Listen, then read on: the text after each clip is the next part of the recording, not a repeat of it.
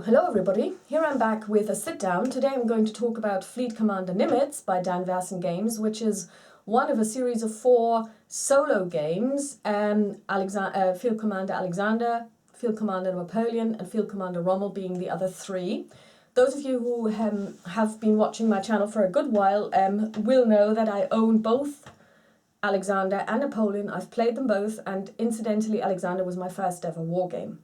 Now, Field Commander Nimitz is a game that models the American effort against the imperial forces of Japan 1942 to 1945 in the Pacific.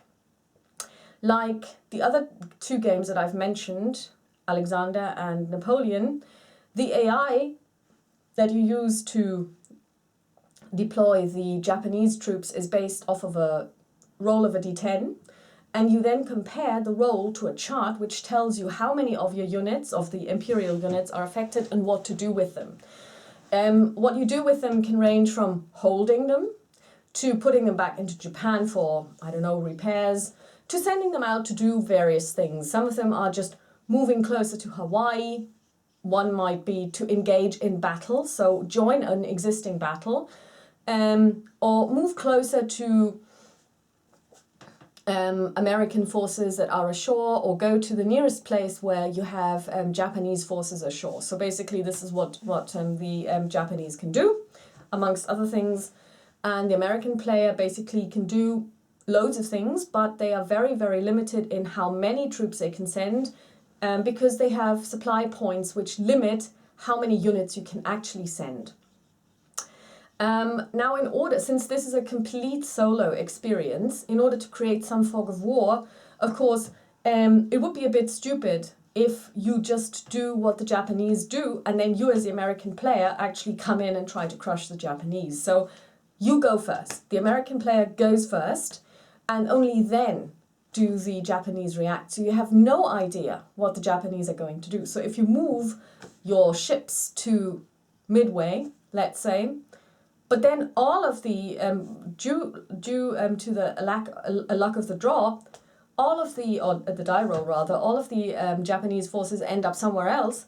They might take island after island after island, whereas you are stuck in Midway. So it really limits strategic thinking. But it's probably quite a good, depiction of reality, because you're looking at the Pacific Ocean, and I don't know how good the intel was at the time.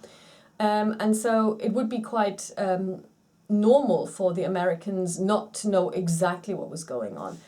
But you can mitigate this by using some of your points for scouting. So you send out scouts, and for these particular locations that you send a scout to, one of the die rolls, the first one, will actually happen before the American player moves. So for at least one stack, you will know beforehand what they're going to do. And if you want to know really, if you want to make really sure that you know everything, you just have to send more scouts, but it also means later on you can deploy fewer troops because you just don't have as many points left. Now, in the 1942 scenario, which is the only scenario that I played, because after that I actually lost patience with the game, and I'll be upfront, this is not a, oh my god, this is the greatest game ever review. In the 1942 scenario, true to life, the Japanese outnumber the Americans, and you have a lot of die rolling for the Japanese forces, and it happens on every single turn. And you roll, and then you roll some more, and you move stacks around, then you roll some more, and you move stacks around, and you roll some more, and you move stacks around, and that's so on and so forth, and so on and so forth. And then it's the American player's turn. And then when you clash, you have the battle map. And this is something that you find in both Alexander and Napoleon as well. I'm not sure about Rommel. I've never played Rommel. I've seen it played, but I don't recall, but I believe that they have a battle map too. You take all of your troops, you put them onto the battle map, and since this is aircraft carriers we're talking about, you add then the aircraft that belong to those carriers. So you have loads of chits, and then you start deploying them, and there are rules as to how to deploy them, which are actually so complicated that I had to, well, not complicated per se, but so much to remember that I actually had to print them off on a separate sheet just to remember. And again, you roll your dice as to who goes where, and then you have to make decisions, not really for the Japanese player. The Japanese player has very limited decisions, and you just follow an algorithm. And the algorithm hopes to make the best strategical choice on behalf of the AI. And then, you roll dice for the different units, and there is fighting. And it was fun the first 3 times. On the fourth turn that I had a battle, I was like, oh my god, I have to move all of those yokes to the battle map. Then I have to add all of the aircraft carriers, the aircraft from the aircraft carriers. Then I have to deploy them using the algorithm.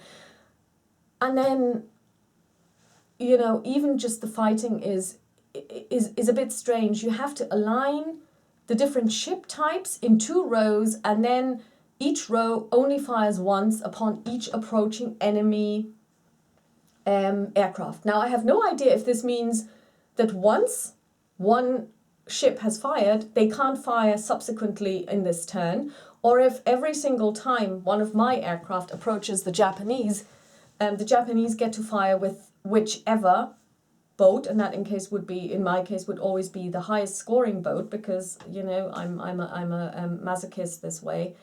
Keep attacking. I have no idea, because the rules are not really well written. There's a huge FAQ document that you can get off of Board Game Geek, but it was just terribly tiresome.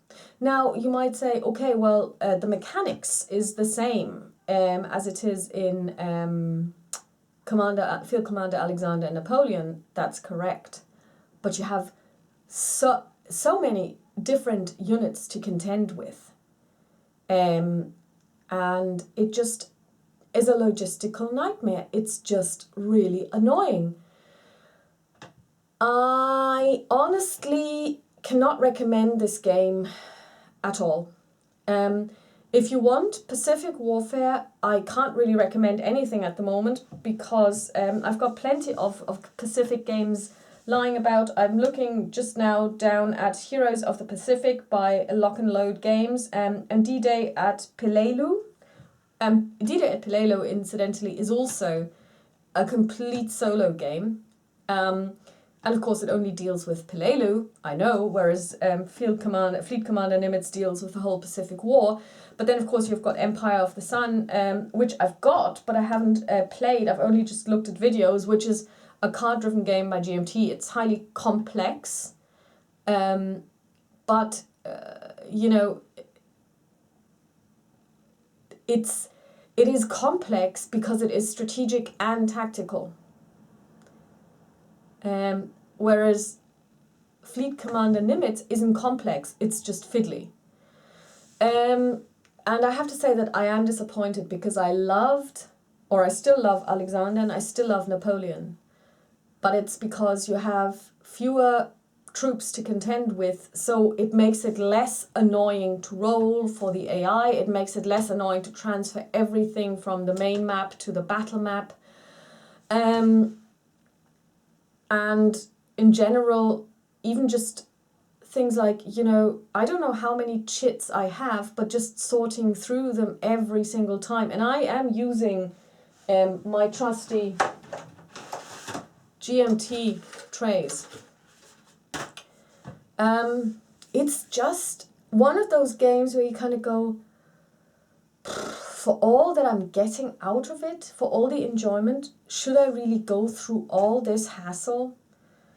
And unfortunately, folks, maybe it's my age, maybe it's because time passes really quickly when you're 43, and it seems to pass more quickly every year. I just don't have time to sit down and spend an hour on setup, or half an hour on setup, and then half an hour on doing AI stuff before I can do something. And I would like to point out that I'm not somebody who's afraid of many chits. I mean, I've played SGBOH, and I've played Conquest of Gaul, where you sometimes have huge numbers of troops, of units, of chits, to bring it down to what it's really about. It's about chits and handling of chits. or also Ran, which I didn't like, but the number of chits was also quite high. And of course, my all-time favorite, Infidel, where you sometimes have, you know, many more chits and many more troops to look out for than you have in Fleet Commander Nimitz. But it's just much more of a rewarding experience. Possibly it's just because I'm somebody who can play against herself, and play the best game for both sides. So I don't need an AI to force me to play fair, to ensure that I don't pick a side and then do everything for this side to win, you know.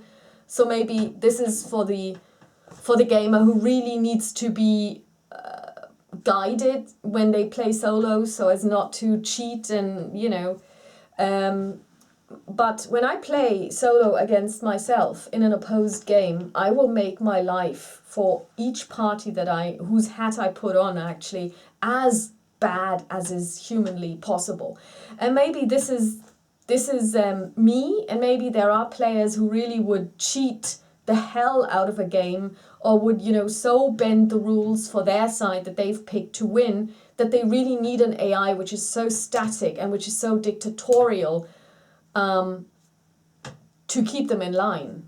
And I mean, the AI in Alexander and Napoleon is dictatorial. It is static, of course it is. But like I said, the games play faster. You have less setup time, you have faster game turns because you have fewer troops to look after. And that is rewarding. Whereas with Nimitz, it's just this never-ending... I mean, don't get me wrong, the map is beautiful. I love it. The map of the Pacific Ocean, beautiful. I like it. Same with the actual battle map, beautiful. But beauty in and of itself isn't enough. It's a little bit like, it does remind me a little bit of my experience with this weird game, A Necessary Evil or whatever it's called, which I reviewed last year. It was one of the State of Siege series from Victory Points, which was just so over-engineered, and it was beautiful, very beautiful, but it was actually a history simulation. It wasn't a game. And it was terribly fiddly, and you kind of go, I'm doing all this for what? Now, admittedly, that was simply Chrome. That was just Chrome and pasted on theme. That was like not a game. Fleet Commander Nimitz, I'll tell you, is a game. And if you are a gamer who wants to play solo but who would always cheat in order for his side to win, then this game, and you want to play something in the Pacific, 1942 to 1945 is your era, this game is for you. But mind you, it's very expensive. I think I bought it for 100 euros and I didn't even get a complete copy. So Dan Versen, if you're watching this, it would be nice if you had the decency to reply to my email where I asked you twice if I could get replacements, Chits. But, you know, for the amount of money you pay, and I understand that's production costs and IP and God knows what, but yeah. I'd rather go to GMT and do some P500. Yeah. Or spend more money on The Hobbit. Or Lord of the Rings. Or whatever you're into. Maybe even start Games Workshop, Warhammer 40k or whatever. Age of Sigmar. Yeah, for the amount of money that I put into this game, I can't recommend it. So I'm sorry. I know that a lot of people will now be disappointed. But yeah. If some people always say, Gesine, give me a rating. 0 to 5. Okay, 0 to 5, 2, and that's 2 for effort and components. The game just isn't there, or maybe I'm not, you know, maybe I'm just not patient enough anymore for a chit graveyard. So that's me. Have a lovely evening. Talk to you soon. Bye-bye.